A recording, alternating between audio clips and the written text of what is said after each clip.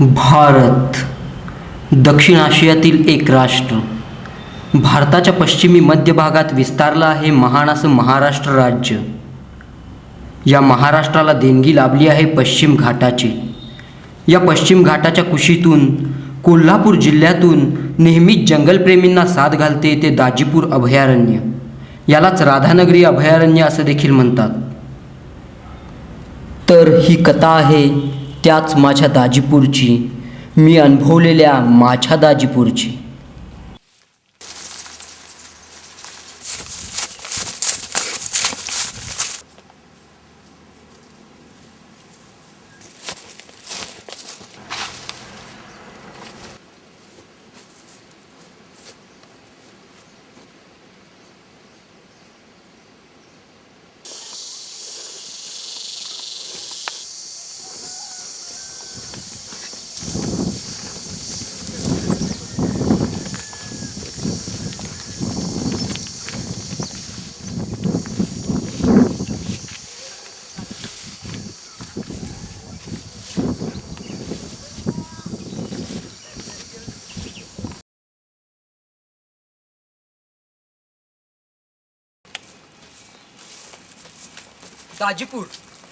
दाजीपूर म्हणजे महाराष्ट्रातील एकमेव असं गवा अभयारण्य. इतकंच नव्हे तर संपूर्ण भारतात फक्त दोनच गवा अभयारण्य आहेत. एक म्हणजे आसाममधील तृष्णा आणि दुसरं म्हणजे आपलं दाजीपूर. असं हे अनमोल दाजीपूर पश्चिम घाटात वसलेलं आहे. आणि Paschim Ghat is the one of the 10 hotspots in the world and Dajipur itself is the part of Paschim Ghat. So just imagine its biodiversity. तुम्ही आम्ही जसं पावसाळ्यामागून हिवाळे, हिवाळ्यामागून उन्हाळे अनुभवतो, अगदी तसंच हे दाजीपूर सुद्धा प्रत्येक गोष्ट अनुभवते. हे दाजीपूर सुद्धा प्रत्येक क्षण जगते. तर मग अनुभवायचं आहे ना Dajipur? Then let's go for experiencing Dajipur. पश्चिम घाटाच्या उंच डोंगर रांगा, खोल दऱ्या, घनदाट झाडी, विस्तीर्ण मैदानं आणि राधानगरी व काळंबावाडी अशा 2 धरणांचे बॅकवॉटर, असं अगदी 100% पोषक वातावरण. त्यामुळे दाजीपूर म्हणजे जैवविविधतेची खाणच जणू. राष्ट्रीय सण दिवाळीपासून सुरू झालेली थंडी इथं अगदी फेब्रुवारीपर्यंत अनुभवता येते. मार्चमध्ये जरी उन्हाळा सुरू झाला तरी इथे मात्र गारवा थोडा टिकून असतो. सकाळ सकाळी छोटे किडे पाखरे टिपण्यासाठी फिरणारा रुबाबदार रानकोंबडा छोटीशी झलक दाखवून क्षणार्धात गायब होतो. एखादा गवा रात्रभर चरून पोट भरल्यानंतर सकाळी लवकर पाणी पिण्यासाठी ओढ्याकडे उतरताना दिसतो.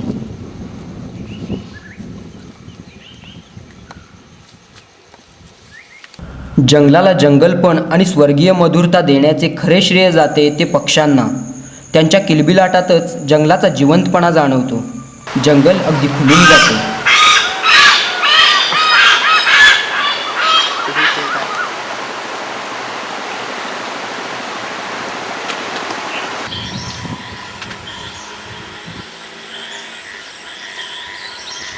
जसजसा सूर्य डोक्यावर येतो तसतसे जंगल काहीसे शांत होते. कुठेतरी उंच झाडांवर या फांदीवरून त्या फांदीवर शेकरू उड्या मारताना दिसतात. यालाच मलबार जायंट स्क्विरल म्हणजेच राक्षसी खार किंवा स्थानिक लोक चांदणी शेकरा असे देखील म्हणतात. शेकरू जंगलाच्या फक्त अतिउंच झाडे असलेल्या भागातच पाहायला मिळतात. अशा उंच झाडांवरच घरटे करून राहतात व टोकावरील कोवळी पाने आणि फळे खाऊन ते जगतात.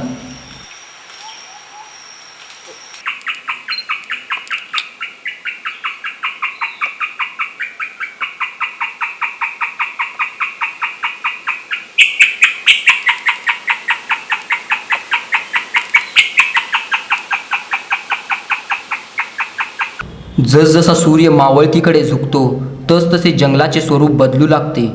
जंगलाची सक्रियता वाढू लागते. पक्ष्यांच्या आवाजातील दर्द देखील बदलतो.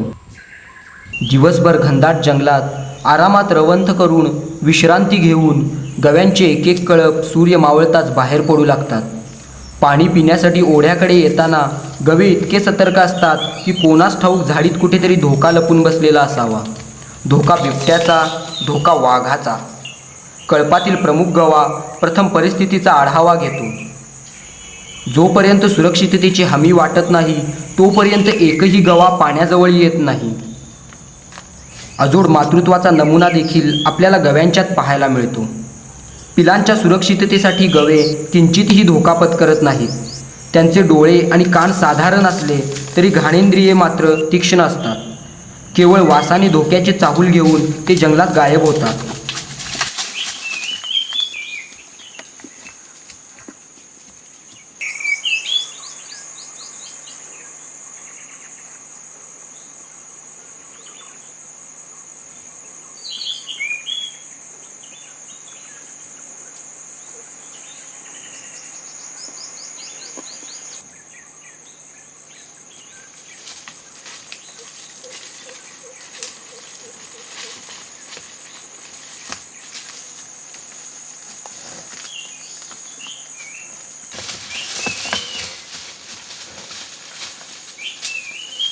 एप्रिल महिन्यात उन्हाची तीव्रता वाढत जाते. उष्णतेचा पारा वर चढू लागतो. पाण्याचे स्रोत आटू लागतात आणि मे महिन्यात तर परिस्थिती खूपच बिकट होते. दाजीपूरचे जंगल सदाहरित आहे, पण हा वाईन स्नेक वाळलेल्या काटेरी झुडपातून काट्यांची पर्वा न करता सहजतेने वावरताना दिसतो. वाईन स्नेक म्हणजेच हरणटोळ. हरणासारखा चपळ आणि टोळासारखा हिरवागार, म्हणून हरणटोळ. कडक उन्हाळ्यातही वाळलेल्या काट्यांमधून लीलया पुढे सरकणारा निसर्गाचा आविष्कारच जणू. कडक उन्हात आपल्या शरीरावरील चकाकी दाखविणारे बेडॉम स्किलबॅक जातीच्या सापाचे पिल्लू गार सावलीच्या शोधात असते.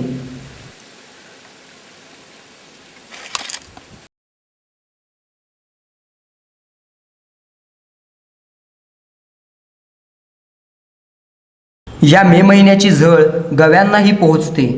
पाण्यासाठी गव्यांचे कळप सूर्य मावळताच आटलेल्या पाण्याच्या स्रोतांकडे येऊ लागतात. पिलू नेहमीच आईबरोबर असते. कळपात प्रामुख्याने पिलांच्या काळजीवर भर दिला जातो. मायलेकरांचे अतूट प्रेम गव्यांमध्ये पाहायला मिळते.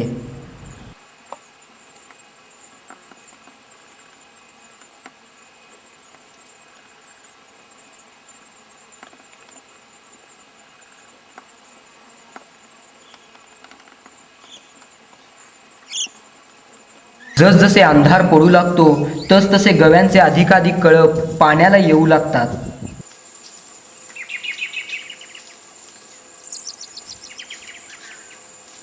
आणि मग अंधार पडल्यावरच खरी जंगलाला जाग येते. क्वचितच दिसणारे दुर्मिळ खवल्या मांजरही रात्री जंगलात खाद्याच्या शोधात भटकताना दिसते.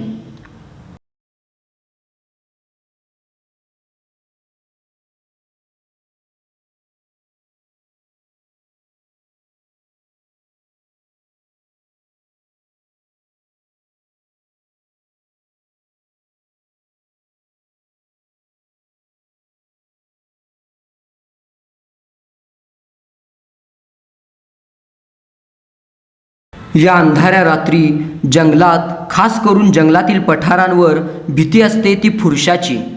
फुरसे एक जहाल विषारी साप आहे, ज्याच्या विषाचे काही थेंब माणसाचा जीव घेण्यास पुरेसे होतात. यालाच सॉस्केल्ड वायपर असे देखील म्हणतात, कारण याचे खवले करवतीच्या दाताप्रमाणे असतात व धोका वाटताच हा साप खवले एकमेकांवर घासून खर खर असा आवाज काढतो. फुरसे एस शेपड कॉईल करून अतिशय वेगाने भक्ष्यावर हल्ला करते.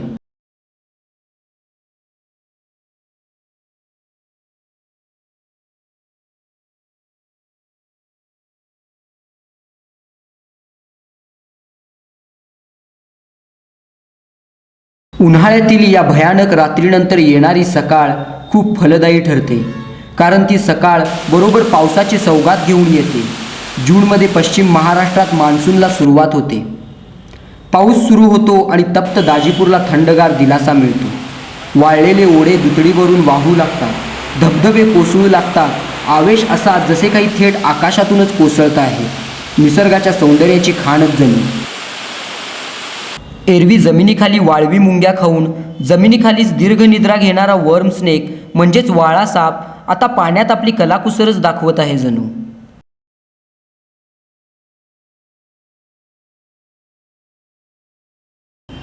मान्सूनच्या पावसाने सृष्टीमध्ये इतके नवचैतन्य अवतरते, जसे काही पाऊस आला नि जीवसृष्टी बहरून निघाली. सर्वत्र झाडांना हिरवीगार पालवी फुटलेली आहे. पण एखाद्या ठिकाणी ही पालवी हलताना आणि सरकताना दिसते, पण ती पालवी मुळीच नाही, तर आपल्या डोळ्यांना धोका देणारा वाईन स्नेक आहे, म्हणजेच हरणटोळ साप. निमविषारी असलेला हा साप म्हणजे निसर्गातील छलावा, निसर्गाचे सौंदर्य आणि निसर्गातील आश्चर्य यांचा उत्कृष्ट मिलाप आहे. पावसाळ्यात अमाप पाणी आणि पुष्कळ चारा यांमुळे गव्यांची जणू चैनीच असते. हा आहे एक्कुला गवा. कळपापासून वेगळ्या झालेल्या अशा नर गव्याला स्थानिक लोक एक्कुला गवा म्हणतात. असा गवा इतका आक्रमक असतो की 6.5 फूट उंचीपर्यंत पूर्ण वाढ झालेल्या अशा गव्याच्या वाटेला जाण्याची हिंमत ताकदवान बिबट्या वा वाघ देखील सहसा करत नाही. साधारणपणे हिरवी कारवी नावाची वनस्पती हे गव्यांचे आवडते खाद्य आणि दाजीपूरमध्ये अशी अगणित कारवी उपलब्ध आहे, त्यामुळेच इथे गव्यांसाठी पोषक वातावरण आहे.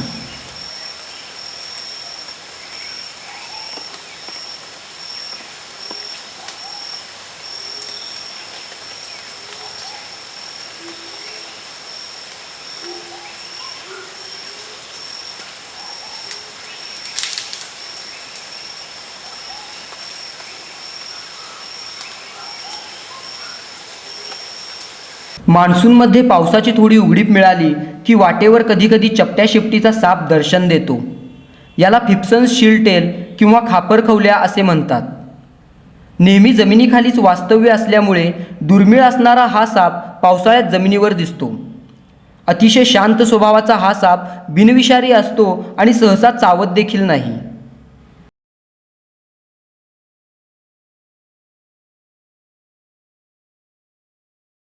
पावसाळा म्हणजे ट्रेकर्ससाठी जणू पर्वणीच. जंगलात एखादा वन डे मान्सून ट्रेक करायला काहीच हरकत नाही.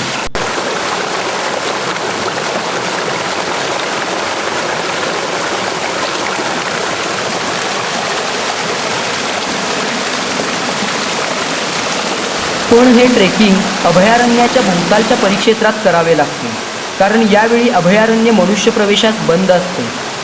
पावसाळ्यानंतर हिवाळ्यात संक्रमण होत असताना ऑक्टोबर हीटचा त्रास इथे फार कमी जाणवतो. या उलट परतीच्या पावसाच्या 1-2 सरी बरसून जातात आणि गारवा थोडाफार टिकून राहतो. अभयारण्यातील डोंगरांनी आणि पठारांनी जणू हिरवागार शालू पांघरल्याप्रमाणे दिसते. डोंगर उतारावरील हिरवेगार कोवळे गवत म्हणजे एखाद्या गव्यासाठी मेजवानीच ठरते.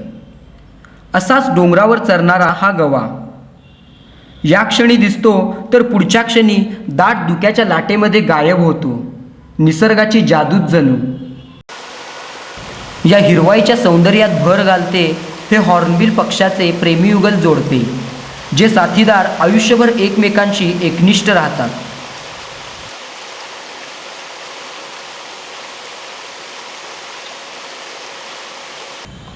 इकडे हे खेकड्याचे पिल्लू देखील आता जोमाने मोठे होत आहे आणि चपळ देखील.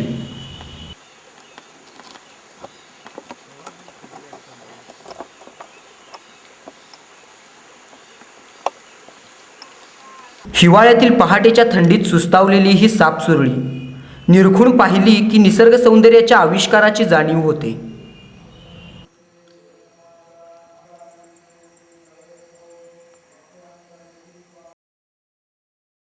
डिसेंबर मागून जानेवारी येतो. दूर कुठेतरी गव्यांचा कळप पिलांसह सहकुटुंब सहपरिवार मेजवानी करताना दिसतो. आजचा दिवस सुखाचा. कदाचित लवकरच डोंगरमाथा सोडून खाली मैदानाकडे सरकावे लागणार, कारण फेब्रुवारीनंतर मार्च येणार, उन्हाळा येणार. पुन्हा नवीन चक्र तेच, पण फेर नवीन.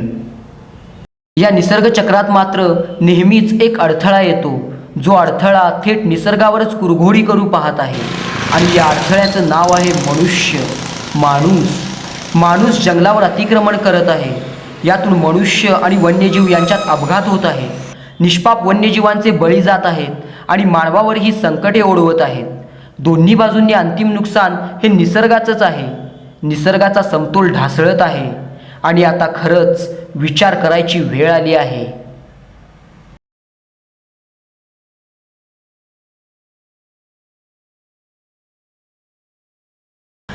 याच मातीत आम्ही जन्म घेतला, याच मातीत आम्ही लहानाचे मोठे झालो, याच मातीत आमचा आसरा आहे.